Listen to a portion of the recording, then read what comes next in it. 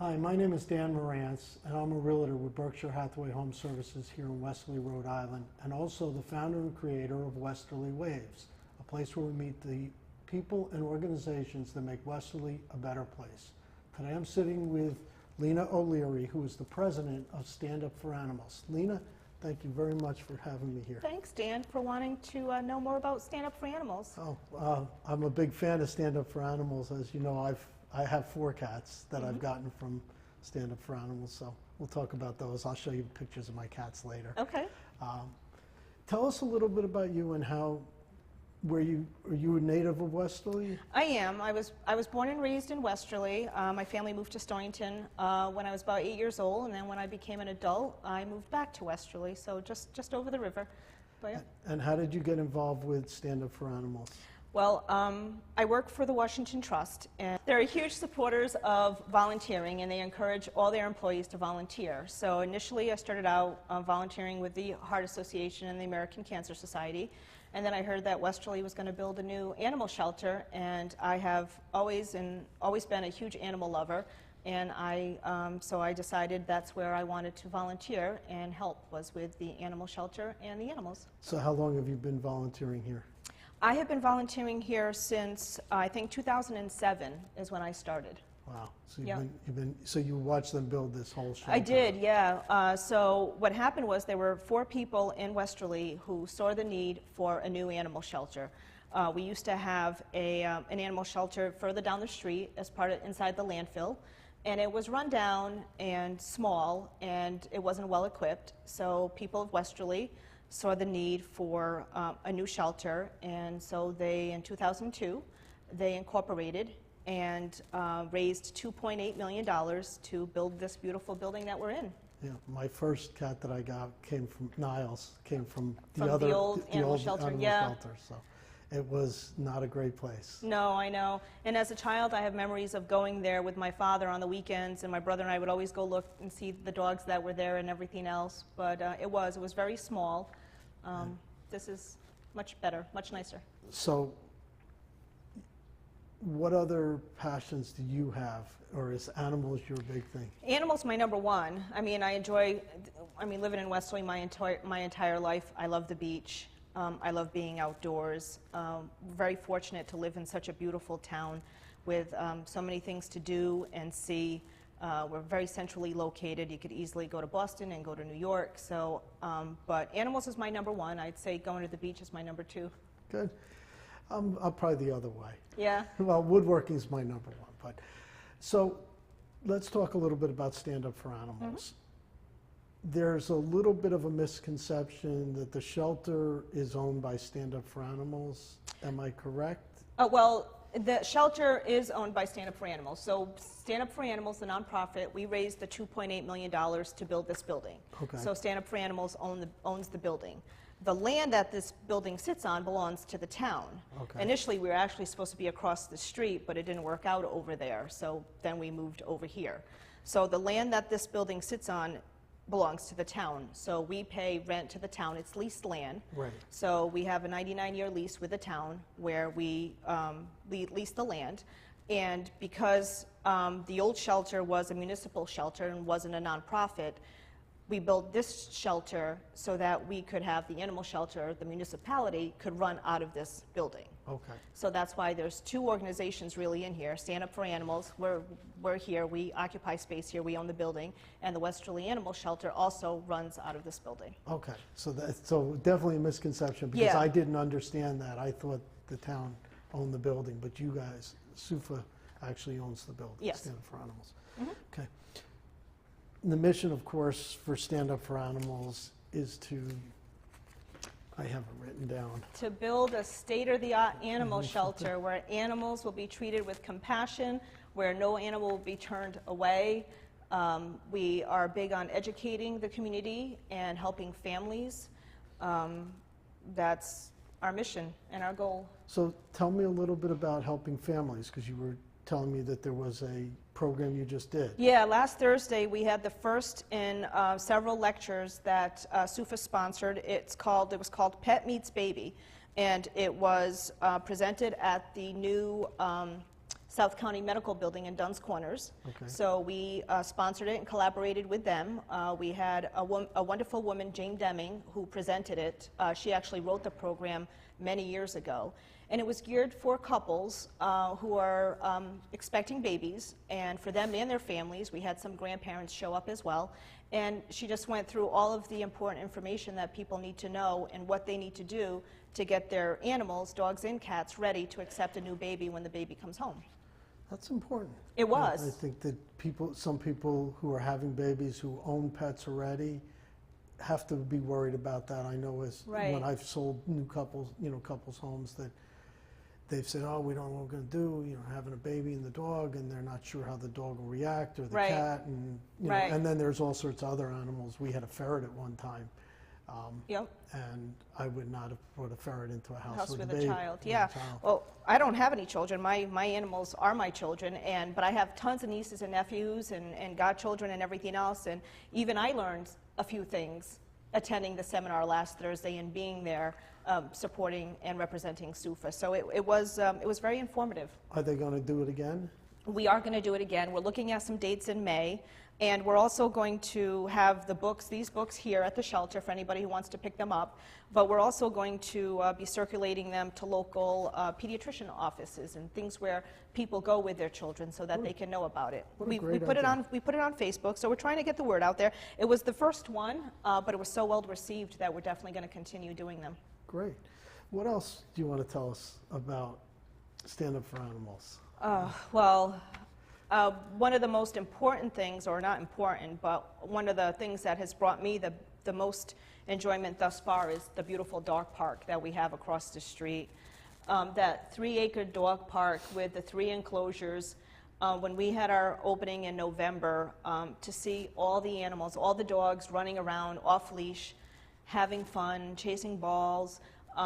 It's even a social thing for the owners. I've come across several people who tell me that they meet there and they've met new people going to the dog park, and they meet there and they bring their coffee and the dogs run around, and it's just, when you build something, you don't know if it's going to be received, if people are going to really use it. We actually debated, how many people do you really think are going to come and use the dog park? Well, tons of people. Well, I go by the one in Ninigret Park in Charlestown.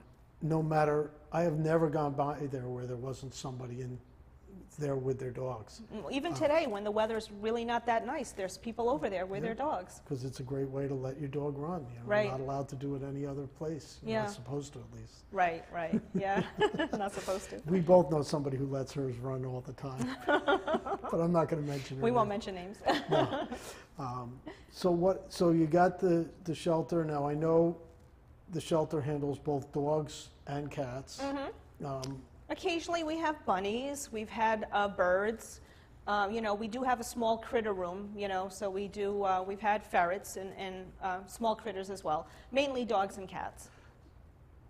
You talked a little bit about raising $2.8 million. I'm sure that doesn't last forever, that you are always doing other fundraisers and things like that. Do you have anything coming up or any way for people to be involved? We do. We actually have a fundraiser coming up on Saturday, April 15th. It's at the Knickerbocker, and the band, the Knickerbocker All-Stars, have generously offered to give Stand Up for Animals 100% of the proceeds from all CDs they sell that night. So we have that coming up on April 15th. On June 3rd, we're going to hold a scavenger hunt through Westerly. So we're going to have teams. We're still kind of working out the logistics, maybe teams of 4 or 5. We're going to start it at the dog park, find a venue to end the event, and have teams go out and about looking for clues, and then give prizes to the top 1 or 2 teams. Always looking to have fundraisers like that. We had our bowl-a-thon recently. We do a lot of social fundraisers, to get people involved and to participate and learn more about SUFA. So if somebody wanted to be involved, aside from the fundraisers, coming and attending the fundraisers, how could they volunteer or become involved in this? Well, they could come here to the shelter and fill out the volunteer application form. It's part of also our membership form. We look for people to help out in committees, help plan an event, or help if someone has expertise in building maintenance or something like that. We're always looking for volunteers to help in our various committees that we have. And, always looking for people to help answer the phone and stuff envelopes and things of that nature. Are there opportunities for somebody who wanted to take care of the cats or take care of dogs? Is that also part of it? Or You mean like a fostering program? Well, in other words, come into the shelter and be able to clean cages or take care of always looking for volunteers to help out in the shelter to do cleaning and laundry. We go through tons of laundry. Okay. We actually just started a program, too, that's starting in the month of April, where on Saturdays between 8 and 11, by appointment, because we have to make sure we have enough volunteers here, children can come and read to the dogs and the cats. So we're trying to get, Really? Yeah, we figure, children who are around animals tend to be, kind-hearted, compassionate children who hopefully grow up to be kind-hearted, compassionate adults, and hopefully people who will stand up for animals. Wow, that's great. Yeah. You guys come up with some cool things. For those who have not been to this building, which, by the way, is absolutely gorgeous. We're sitting in the lobby right now. What are the parts to the building? Describe what this is and why somebody should come and look at it. And just come and tour? Well, because it's, especially if you've never been to another shelter, people just have the image of the old shelter, or just, animals in cages and things like that. And yes, our animals are in cages, but they're very well, they're kept and they're clean.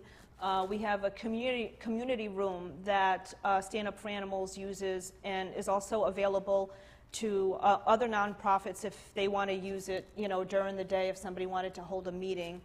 We have an acclimation room where if you're looking to adopt a dog or a cat or another animal and you have pets or children, you can bring your family and your pets in and you can meet the new pet you want to adopt in the acclimation room and see if, everybody gets along.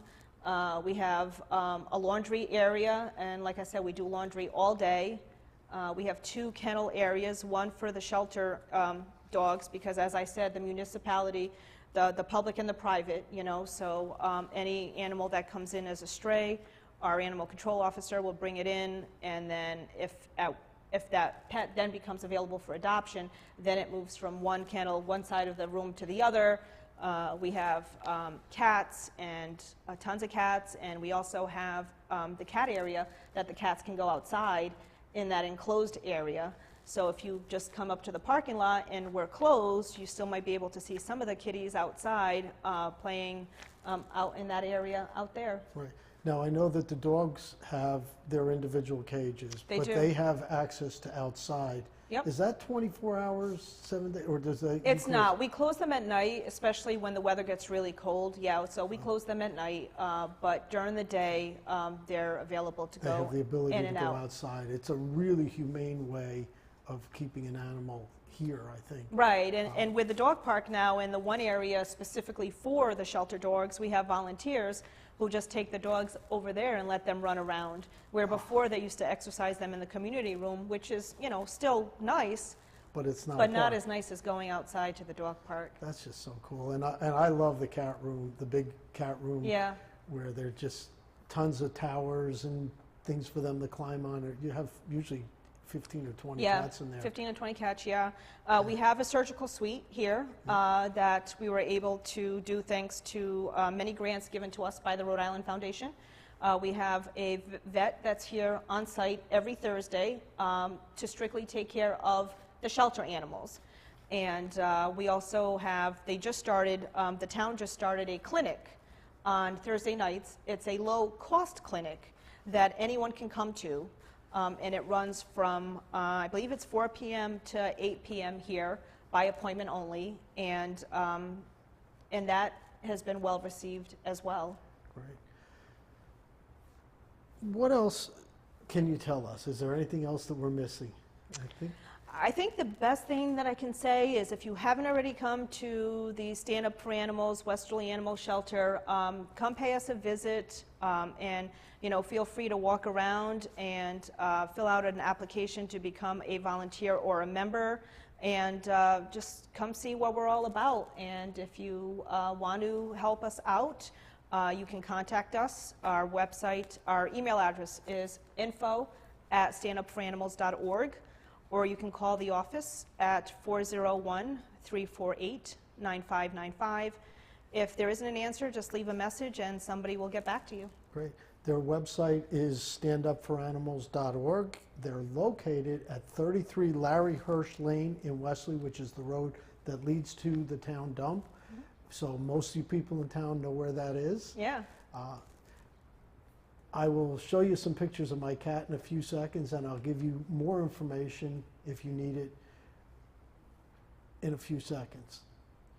If you're somebody who's thinking about buying or selling real estate and would like to have a conversation with me about that, Dan Morantz, realtor with Berkshire Hathaway, you can reach me at 401-487-6654. Lina, thank you so much. Thanks, Dan. And have a great day. Thanks, you too. Take care now.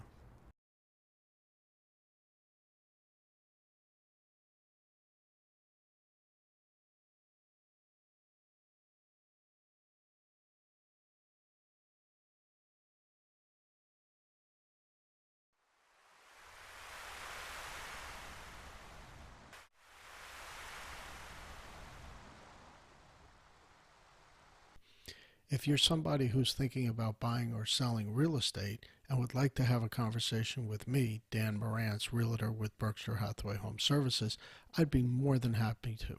You can reach me at 401-487-6654 or email me at danmorantz@bhhsne.com.